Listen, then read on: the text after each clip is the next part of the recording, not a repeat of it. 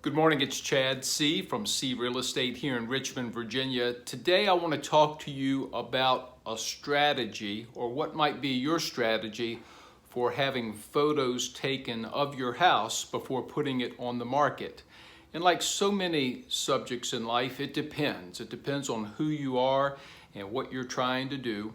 If you are, let's say, an average home seller who, like most of us, wants to get as much as you possibly can for your house, the best way to approach photos is to have a professional or someone who really knows what they're doing with pictures and to stage your house, make it look as much like a model home as you can. Or if it's a vacant house, that's okay too. You want it clean and fresh.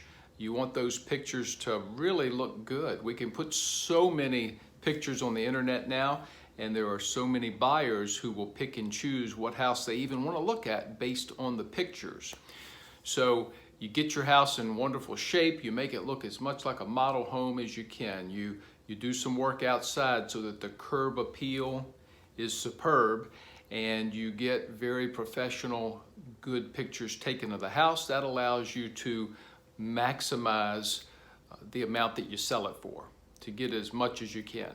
Now, over the years, I've been to houses where I am working with sellers who either don't have the time, the money, or the energy to put their house in that sort of shape. Some of those home sellers have even had realtors tell them, I just can't help you until you get your house cleaned up and you do this or that. That places a tremendous burden on these would-be home sellers, and some of them are so relieved when another realtor, like we often do, will say, it's okay. If you can't do that, and sometimes they won't even come out and say it, but you can detect that it would just be very, very difficult for them to put the house in that kind of shape. Well, the good news is that we can sell houses in any type of condition. Maybe they won't get as much as they possibly could, but you know what? A lot of home sellers are fine with that. They just want it sold for as much as they can in its current condition.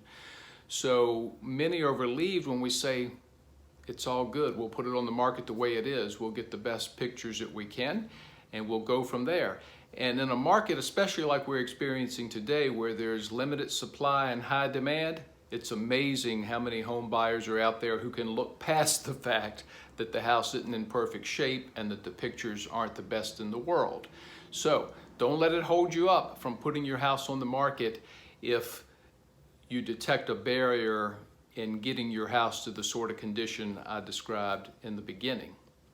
Sometimes a strategy, not as often, but sometimes a strategy to attract investors is to have the pictures actually not look good. There are investors who are looking for fixer-uppers. And sometimes certain investors kind of like projects. So putting pictures of a house on the market that you are marketing as a fixer-upper, pictures that don't really look all that great, kind of weird, isn't it? But that can sometimes be an attracting factor to home investors who will flock to it to see what kind of a deal they might be able to get on it. And all it takes is more than one to show up at that house, and all of a sudden they might be trying to outdo each other, and you get more for your house than you even thought you could. So pictures are important. Different ways to look at them though, and I just thought I'd share a few of those with you this morning. Have a great week.